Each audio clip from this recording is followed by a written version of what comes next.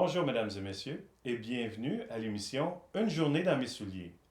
Aujourd'hui avec nous, nous avons M. Richard Plot qui est directeur de la RISIT. Monsieur Plot, c'est quoi ça la RISIT? La RISIT, c'est pour Régie intermunicipale de la sécurité incendie du Témiscamingue. Donc, la RISIT, c'est un regroupement de plusieurs municipalités. En fait, j'explique brièvement, là, on remonte à 2014, lorsque certains élus ont commencé à soulever des problématiques en sécurité incendie au Témiscamingue. Et puis, dans ces problématiques-là, il y avait, entre autres, le manque de personnel, les ressources qui étaient divisées, multipliées, qui étaient séparées en plusieurs municipalités. Des équipements puis des procédures qui étaient comme moins compatibles ou carrément pas compatibles. Donc, il y a eu une grosse réflexion de fait, comment on pourrait faire mieux avec les mêmes argents. Puis après, ça a pris pratiquement 2 ans, après mûre réflexion, diverses études et beaucoup de réflexions. Ils en sont venus à la conclusion qu'une régie intermunicipale pour les 6 municipalités, c'était la solution idéale pour le Témiscamingue pour, en fait, ces 6 municipalités-là participantes. Donc, Quelles sont, si je peux me permettre, les 5 les 6 municipalités participantes, c'est avec Ville-Marie, Duhamel-Ouest, Saint-Édouard-de-Fabre, Béarn, Lorrainville et Saint-Bruno-de-Guigue. Donc, c'est les 6 municipalités qui ont parti avec la RISIT. Ce que ça fait, c'est que les casernes, il y avait 5 casernes à ce moment-là, les casernes sont restées là, le personnel est resté là, mais on a uniformisé tout ce qui est l'administration, on a centralisé ça au même endroit. Donc, c'est plus 6 municipalités qui ont 6 rapports à faire, 6 budgets à faire, 6 gestions à faire. C'est devenu un seul service d'incendie qui gère toute l'administration à un seul endroit. Donc, ça permet d'optimiser les ressources. On est en train de tout uniformiser les équipements, les procédures. C'est ça que ça fait, la RISIT. Donc, étant donné que les pompiers au Témiscamingue, tous les pompiers, on est tous à temps partiel, c'est pas des jobs qu'on a le temps de faire le soir et les fins de semaine en plus de notre travail régulier. Là. Quand je dis les jobs, là, je parle toute l'administration. Là. Garder à jour les budgets, garder à jour la formation, s'assurer du maintien de compétences des pompiers, etc. Il y a plein de choses à faire là-dedans. Donc, le fait de centraliser, d'avoir une seule administration, bien, ça a permis d'engager du personnel à temps plein pour s'occuper de ça. Donc, aujourd'hui, la RISIT, bien, il y a un directeur à temps plein, on a un chef aux opérations prévention à temps plein et une secrétaire trésorière à temps plein. Ces 3 personnes-là gèrent l'ensemble de l'administration de la RISIT, de la régie. Et puis, ben écoute, on a 70, près de 70 pompiers à temps partiel pour répondre aux appels, évidemment, aux appels d'urgence qui sont n'importe quand, 24/7, le jour, la nuit, la fin de semaine. Spécialement les jours de fête, Noël, Saint-Valentin, on dirait que ça fait exprès, puis c'est là qu'on sort puis qu'on doit quitter nos familles, mais ça fait partie de la job. Fait que la régie, c'est ça, elle a été créée officiellement en 2017, donc ça fait 5 ans cette année que la régie est là, qu'elle est fonctionnelle.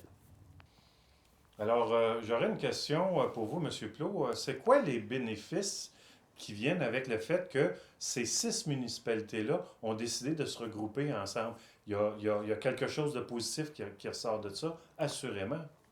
Bien, les gros avantages de s'être regroupés sous cette forme-là, c'est évidemment d'être capable avec les mêmes budgets, parce qu'on n'a pas augmenté les budgets, on a parti avec les mêmes budgets que les municipalités investissaient déjà en sécurité incendie, mais en les mettant en commun, on fait beaucoup plus avec le même argent. Donc ça, c'est un des gros bénéfices.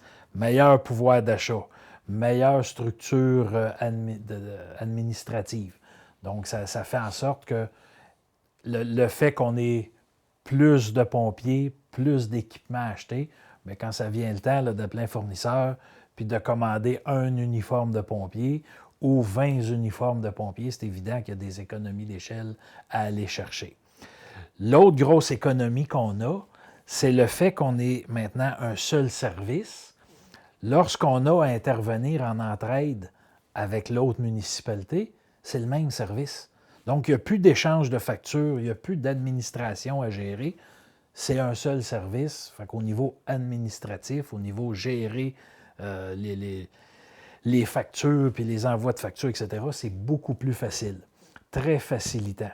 D'ailleurs, il y a quelques semaines, il y a eu une intervention à Notre-Dame-du-Nord, quelque chose d'assez gros. À ce moment-là, Notre-Dame-du-Nord a répondu, Nedlec a répondu et la régie a répondu aussi. La régie s'est déplacée sur le même incendie. Et pour s'apercevoir, rendu là, qu'on était rendu en Ontario. Donc, c'était même plus sur les limites de la régie ou de Notre-Dame-du-Nord. On était rendu en Ontario. Donc, on a répondu en Ontario avec Témiscamingue Shore, Harley Township, puis Harris Township. Donc, on était rendu 6 services d'incendie sur cet appel-là. D'ailleurs, je pense que vous avez des images, là. Fait que, oui, c'était quelque chose d'assez gros, là. Il y avait plusieurs pneus qui brûlaient, donc ça faisait une belle grosse fumée noire. Je pense d'ailleurs, c'est pour ça que vous n'avez pas pu approcher bien proche. La police avait fermé le chemin parce que c'était une fumée qui était nocive. Mais probablement, vous avez des auditeurs qui ont vu ça et qui se posent la question. Ouais, donc, on était facilement rendu, à un moment donné, une cinquantaine de pompiers sur cette intervention-là. Mais la régie permet ça aussi d'apporter son support aux autres municipalités autour. C'est facilitant. Il y a 2 ans, à peu près, il y a eu une grosse intervention à Témiscamingue. Je ne sais pas si vous aviez eu connaissance. 8 maisons en rangée qui ont brûlé. Donc, ça a vite dépassé les capacités de la ville de Témiscamingue.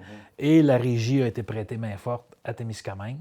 Ça permettait ça parce qu'on était capable d'envoyer des équipements, des effectifs, sans pour autant enlever notre protection dans le centre du Témis. Oui, donc, ça permet de facilement gérer des choses comme ça, de venir en aide aux autres en cas de besoin. Excellent. Alors, que diriez-vous, M. Plot, si on se rendait sur votre lieu de travail, aller découvrir donc votre lieu, mais aussi les personnes avec qui vous travaillez? Qu'est-ce que vous en dites? Bien, c'est une très bonne idée. Je vous invite à nous suivre une journée dans mes souliers. Je vais vous présenter une partie de l'équipe. Je vous rappelle qu'on est 70, donc je vous en présente quelques-uns. Parfait. Allons-y. Le métier de pompier dans une région comme le Témiscamingue, c'est avant tout pompier temps partiel.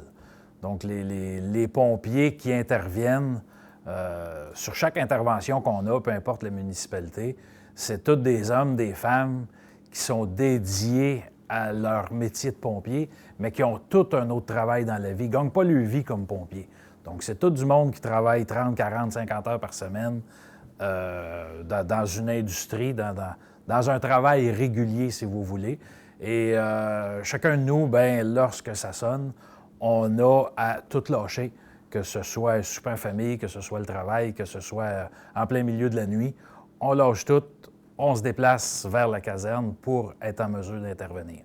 Donc, c'est tout du monde qui sont très dédiés, tous des gens qui sont très altruistes de leur temps.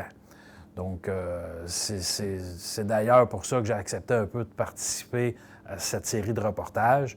C'est pour les mettre en valeur, ces gens-là, puis principalement les remercier parce qu'on a besoin d'eux autres. Si je n'étais pas pompier, probablement j'aurais plus de temps pour la chasse et la pêche, les activités de plein air. Mais si je n'étais pas pompier, j'aurais un emploi régulier comme tous les autres. Dans le fond, j'étais sur la machinerie lourde avant. Présentement, le marché du travail fait en sorte que ça serait très facile de retourner faire ce métier-là. Mais mon parcours m'a amené ici, défi que j'ai accepté de relever. Ce qui m'a amené à faire ce métier-là, quand je suis sorti de l'école en 90, c'était un ami qui me disait que la municipalité chez nous recrutait des nouveaux pompiers, puis que lui venait de s'inscrire, puis il voulait savoir si ça me tentait. Fait que, étant donné que, écoute, mon père avait fait ça quelques années auparavant, j'ai accepté. J'ai dit, on va aller essayer ça, on va aller s'amuser. C'est avant tout un côté, quand j'ai commencé, c'était le côté, je pense, adrénaline, aventure qui m'amenait là. Mais avec les années, avec l'expérience qui rentrait, les formations, ben j'ai développé un goût et une passion pour ce métier-là qui m'a amené à faire les différentes formations là, au niveau pompier, officier, instructeur, etc. Fait que c'est ce qui m'a amené à faire ça. Puis tout ce temps-là, c'est des choses qu'on faisait à temps partiel. Donc j'avais un travail régulier, puis c'est toutes ces formations-là, ces entraînements-là, ça s'est fait le soir, les fins de semaine, sur du temps libre. Donc, puis c'est la majorité, le même parcours, la majorité des pompiers du Témiscamingue, c'est toutes des choses qu'ils font le soir et les fins de semaine, en plus de leur travail régulier. Ce qui est recherché, comme quand on cherche des nouveaux pompiers, c'est sûr qu'on cherche des personnes qui sont minimalement en forme. Donc, c'est un métier qui est physique. Ça prend quelqu'un qui est capable de manipuler des charges, de travailler sous pression, qui est capable de travailler avec un certain stress puis un certain stress de chaleur. Sinon, le restant, les formations, les entraînements, on va vous former. Donc oui, il y a des formations qui sont maintenant obligatoires depuis une vingtaine d'années, mais ça reste des formations de base. C'est des formations qui se suivent à l'interne, à même nos brigades. Il n'y a pas de déplacement à l'extérieur. Donc si quelqu'un a le goût de s'investir, on le prend en charge. On va le former, on va le pratiquer. Il y a des entraînements, des maintiens de compétences qui sont organisés. Ce qu'on a de besoin, c'est des gens qui sont dédiés, qui ont une certaine souplesse dans leur horaire, parce que les interventions, on ne les contrôle pas. Ce n'est pas nous qui décident où et quand ça va sonner. Donc, lorsque ça sonne, il faut vraiment être en mesure, dans la majorité du temps, d'être capable de laisser tout tomber dans la seconde pour se déplacer vers une intervention, vers un appel d'urgence. Donc, pour la suite du reportage, je vous invite, on va aller découvrir nos milieux de travail, c'est-à-dire je vous amène carrément dans les casernes de la Régie. La Régie, on gère 5 casernes différentes, mais aujourd'hui, on va aller en voir 2 plus spécifiquement. Enfin, je vous invite à me suivre là-dedans. Donc, le diplôme, vous venez de voir, ça vient avec la médaille pour 20 ans de service qu'on a reçue pour ma part en 2019 avec un groupe de pompiers. Donc, on est plusieurs à l'avoir reçu en 2019. 2018, les pompiers de la Régie, il y en a plusieurs qui ont reçu cette médaille-là aussi pour mentionner le 20 ans de service. Donc, c'est des belles reconnaissances à avoir. Donc, ici, c'est mon bureau, c'est l'endroit où je travaille la majorité de mon temps. Oui, un service d'incendie, c'est quelque chose qui est physique. Par contre, il y a beaucoup d'administratifs à faire, beaucoup de procédures au niveau du gouvernement, de rapports à remettre, etc. Donc, c'est principalement mon travail.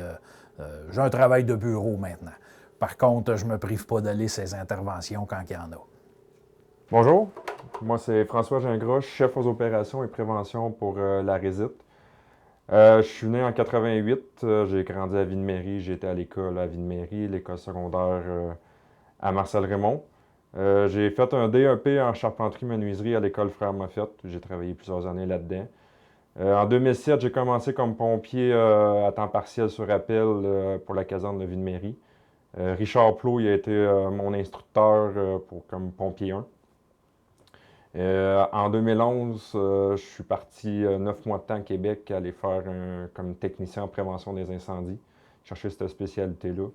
Puis après ça, j'ai commencé en 2019 pour la Résite à temps plein pour m'occuper de tout ce qui est prévention, opération, fonctionnement dans les casernes. Donc, mon travail consiste surtout à aider la population à ce qu'ils soient en sécurité ou donner des conseils pour évacuer rapidement leurs immeubles pour qu'ils soient tout en sécurité. Puis travailler avec les entreprises, tous les lieux publics pour qu'ils respectent la réglementation puis les normes pour que leur clientèle puisse facilement évacuer puis éviter tout danger. Donc, protéger la population avant un incendie. Ce qui m'a marqué le plus dans ma carrière de pompier, ça a été le feu en 2016, la rue Sainte-Anne, à côté de la Gauloise, le gros bloc qui avait le bloc bleu. On était descendu dans un sous-sol pour combattre l'incendie avec 3 autres pompiers. Puis on a eu un retour de chaleur sur nous. Donc on a eu le feu, toute la chaleur est venue sur nous. Puis la visibilité est devenue 0. La chaleur a monté en extrême. Donc on a dû lâcher un code rouge. Donc le code rouge, c'est à dire à tous les pompiers dans l'immeuble, évacuer, risque immédiat pour votre santé.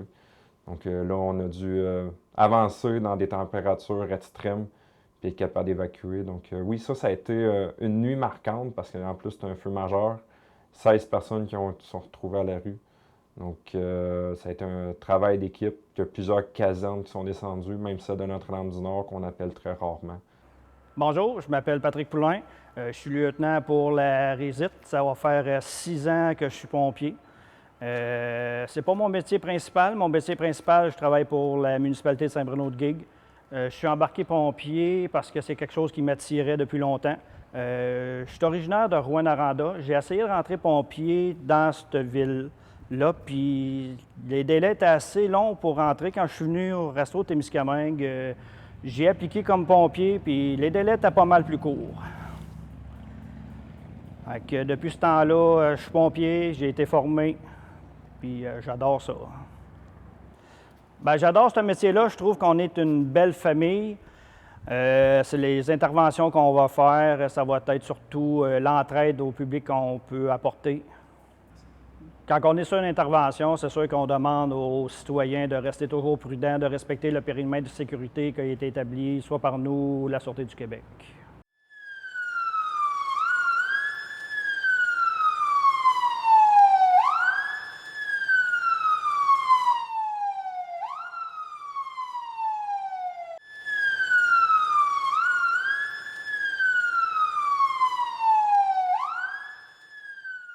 Quand on décolle, on met tout le temps les sirènes, la lumière avec les sirènes. Puis là, après ça, on prend la radio. Puis là, on ferait notre 10-16 au 911 pour leur dire bon, mais le T816 est en 10-16 pour les lieux d'intervention. Puis là, habituellement, l'équipe au 911 prennent le temps de nous répondre pour confirmer qu'ils ont eu l'alerte. Puis ils nous donnent de l'information que le citoyen va lui avoir transmis comme OK, bon, mais incendie de maison, il peut avoir un garage situé proche, risque de propagation. Puis il nous donne l'information supplémentaire justement pour nous aider à se faire une meilleure idée quand on arrive sur scène, quelle tactique de combat qu'on doit utiliser. Bien, c'est dans le fond, nos codes qu'on utilise surtout, c'est 10-16, ça veut dire que je suis en direction. 10-17, c'est je viens d'arriver sur les lieux. Dans le fond, en donnant ces 2 codes-là, moi, ça me donne une idée à quelle heure que je suis arrivé sur les lieux, à quelle heure j'ai atteint ma force de frappe de pompier, qui est 8 pompiers, puis voir si je respecte, dans le fond, les normes gouvernementales, puis pour que je sois protégé et sécuritaire partout. Donc, c'est pour ça qu'on fait tout le temps du multi-réponse, multi-caserne quand on s'en va sur un lieu d'incendie. C'est pour s'assurer de respecter les normes du schéma de couverture de risque. Si je cause un accident conduisant ou j'accroche un véhicule, je ne peux plus me rendre sur le lieu d'incendie. Donc, je suis mieux de prendre peut-être des fois la minute de plus et d'attendre que de causer un accident puis que je ne peux pas me rendre sur les lieux d'incendie puis aider la population. Donc, c'est pour ça qu'on demande la courtoisie de la population. Laissez-nous passer quand vous voyez des camions de pompiers. Parce que ça arrive des fois que le monde ne se tasse pas. On s'en va à la caserne de Ville-Mairie, qui est près de l'usine LVL Global. Donc, on est présentement dans notre véhicule T616, qui est notre poste de commandement. Ce véhicule-là nous sert à transporter l'équipement que les pompiers ont besoin d'intervention. Donc, on a à l'intérieur du véhicule les habits de combat, on a appareils respiratoires, on a radio, lampe de poche, on va voir tantôt dans un des coffres tout l'équipement de désincarcération qui nous sert lors d'interventions, accidents automobiles, etc. Donc, j'ai choisi le véhicule parce que je trouve que ça vient prêter un peu, ça met des images sur nos interventions, sur les risques un peu reliés à l'intervention. On a souvent l'image du héros quand on parle de pompiers. Faut savoir que bien que oui, on a un métier qui semble spectaculaire, il n'y a quand même rien qui est laissé au hasard et les accidents sont plutôt rares en intervention. On est équipé pour se protéger, on est formé aussi pour éviter d'aller se mettre dans des situations problématiques. Donc, règle générale, l'intervention, tout le monde qui est arrivé à l'intervention repart après l'intervention à la maison. Mais dans les risques qui nous guettent, dans les risques principaux, il y a beaucoup les températures extrêmes. Qu'on parle de chaleur ou de froid, lorsqu'on a à intervenir à plus 30 degrés au soleil, avec l'équipement qu'on porte, c'est très, très chaud. Donc, les risques de déshydratation sont là. Et à l'inverse, quand il fait très froid, bien qu'on a des équipements qui sont chauds, là, c'est le fait de jouer avec de l'eau à basse température qui est problématique. Donc, les risques d'engelure, les risques d'avoir des équipements qui ne fonctionneront pas bien parce qu'ils sont gelés. Faut se rappeler aussi que nos pompiers sont à temps partiel sur appel, donc ce sont du monde qui sont à la maison, qui sont au travail, que juste avant l'appel, il était relax. Souvent, c'est la nuit, on est couché, on dort, et puis quelques minutes après, on a l'adrénaline dans le tapis sur une intervention, tirer du boyau, rentrer dans les bâtiments, ouvrir des murs, descendre du plafond, etc. Donc, c'est un métier qui est exigeant, bien que ce ne soit pas à tous les jours qu'on intervienne. Je veux profiter de la tribune aujourd'hui, je veux en profiter pour remercier. Je veux remercier en premier lieu les conjoints et les conjointes de nos pompiers et pompières. Ça prend des gens, pour être conjointe d'un pompier, ça prend quelqu'un qui a le sens du partage, parce que les pompiers partent n'importe quand. Des repas manqués, des fêtes manquées, des soupers de Noël interrompus, c'est le quotidien, on vit ça régulièrement. Je veux aussi remercier les employeurs, parce que sans la collaboration des employeurs, on aurait beaucoup de difficultés à avoir le nombre de pompiers nécessaires pour les interventions le jour, la semaine. Tout le monde travaille le jour, la semaine à son emploi principal. Quand ça sonne, quand on a une intervention, on a besoin de tout le monde. Donc, on a des employeurs qui sont très compréhensifs, puis je voulais prendre le temps de les remercier aujourd'hui. Bonjour, mon nom est Pierre Pichette. Je suis né au Témiscamingue et je suis parti au bas âge. Mes parents sont déménagés à Rouyn-Noranda, où j'ai passé une bonne partie de ma carrière. La carrière que j'ai vécue là, j'ai été vendeur automobile et camions, jusqu'à ce que j'étais là 25 ans environ. Ensuite, je suis déménagé au Témiscamingue pour faire le même ouvrage que je faisais. J'ai été vendeur pendant 25 ans aussi. Et entre ça, je regardais souvent, mon employeur était pompier. Alors, je le voyais, j'ai pris un goût de pompier. J'aime beaucoup l'adrénaline, alors j'avais pris des informations pour rentrer comme pompier. Et ça n'a pas été long. Dans ce temps-là, il n'y avait pas de formation. Alors, on embarquait pompier, puis c'était bien, très, très, très vite fait. Le métier de pompier, je l'ai encore, j'aime beaucoup ça. Ça fait 35 ans que je suis pompier. Je suis capitaine, comme c'est là, à la caserne de Lorrainville. Et je fais un emploi que j'aime. Et puis, pour la caserne, je fais une journée par semaine le tour de toutes les casernes qui sont dans la Rive-Sud. Je vérifie les lumières, je m'assure que pour que ça soit toute sécurité, je fais un petit tour de camion à chaque caserne pour être bien sûr que tout fonctionne très bien. Alors, j'adore ça. Je fais ça une journée par semaine. Et là, je suis rendu à ma retraite depuis 2008. Alors, j'ai beaucoup de temps à consacrer pour la Rive-Sud. Alors, c'est pour ça que j'aime m'impliquer. La nouvelle génération, c'est beaucoup différent de notre ancienne génération. Par contre, qu'est-ce qui les aide aujourd'hui? Nous, dans le temps, on n'avait pas aucune formation. Aujourd'hui, ce qui lui donne une chance, c'est qu'on a des bonnes formations pour ces nouveaux pompiers. Alors, c'est beaucoup plus intéressant. Bon, c'est sûr que le métier de pompier, ton épouse est pompier aussi. Dans le sens que quand ça sonne en pleine nuit, elle est la première levée. Elle a quasiment la même adrénaline que moi. Mais ça fait 35 ans qu'elle fait ça avec moi, fait qu'elle est habituée. C'est que dans les premières années que j'étais pompier, on avait une vieille caserne. Il n'y avait pas de porte électrique à ce moment-là. Ça nous prenait 3 pompiers pour ouvrir la porte. Et puis, les camions rentraient vraiment, vraiment serrés. Alors, à un moment donné, lors d'une intervention de feu de cheminée, on sort de la caserne, puis celui qui s'occupait de sortir le camion citerne, il y avait des échelles dans le coin, dans le côté. Il a arraché toutes les... Il arrive sur le feu, puis l'échelle était toute arrachée. Puis le miroir sur un bord pendait sur un côté. Ça m'a marqué, je m'en vais toujours m'en rappeler.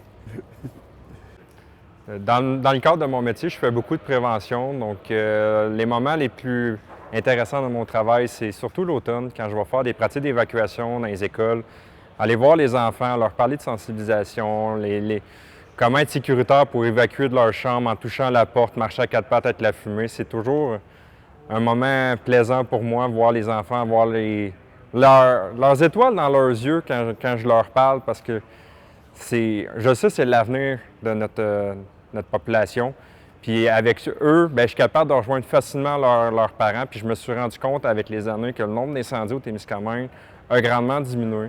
Donc j'aime beaucoup ça. Puis je fais beaucoup de pratiques d'évacuation aussi avec les personnes âgées dans les entreprises. Aussi, j'aide les propriétaires qui désirent faire des permis de brûlage. C'est moi qui émets les permis, donc ils peuvent me contacter facilement à la Résite. Puis aussi dans mon travail, ce qui est un aspect intéressant, c'est de faire la recherche et cause. La recherche et cause, c'est dans le fond, moi je vais déterminer l'incendie qui a eu lieu dans le bâtiment pour pouvoir après ça sensibiliser la population et leur faire comprendre les dangers suite à cet incendie-là. Donc des fois, je peux facilement trouver la cause, des fois je peux chercher 3-4 heures, puis des fois on n'arrive pas à déterminer parce qu'il y a plus qu'une source d'incendie probable. Pour faire de l'intervention incendie, dans le fond, le truc que les pompiers ont tous développé, c'est que les bottes sont déjà dans les pantalons. Donc, tout ce qu'on a à faire, c'est on met notre pantalon, on met les bottes, on lève les bretelles, puis en l'espace de 5 secondes, on a déjà tout le bas d'équipé. On met le manteau, on met la cagoule, le casque, les gants, on est prêt. Donc, en moins d'1 minute, on est capable de revêtir l'habit au complet. Puis après ça, on se laisse une autre minute mettre l'appareil respiratoire. Donc, en l'espace de 2 minutes, un pompier est capable d'intervenir rapidement. Il n'y a pas de poteaux dans nos casernes. Justement, on n'a pas de 2e étage. On a toutes des casernes qui sont sur un étage. Puis de plus en plus, ça s'en vient vers cette consigne-là, question de santé et sécurité, parce que les pompiers, quand ils glissent à travers le poteau, il y a plus de risques de briser les chevilles et les genoux. Donc, les nouvelles casernes qui se construisent, ils éliminent justement cette option-là.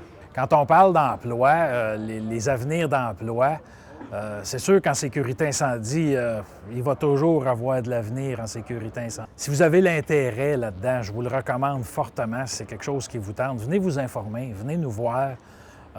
On est toujours en recrutement, puis là, je parle pour la Résite, mais tous les services incendie dans la région, puis la grande région de l'Abitibi-Témiscamingue, dans toutes nos municipalités, on est toujours en recrutement, on a toujours besoin de nouveaux personnels.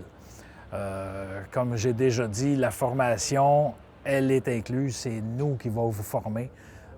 Vous n'avez pas besoin d'expérience particulière, quelqu'un qui est en forme, qui a le goût de s'investir, c'est ça qu'on a de besoin. Puis, ben c'est ça. Je vous remercie d'avoir passé ce bout de temps-là avec nous autres. Puis, on vous souhaite à la prochaine. Et merci d'avoir passé une journée dans mes souliers.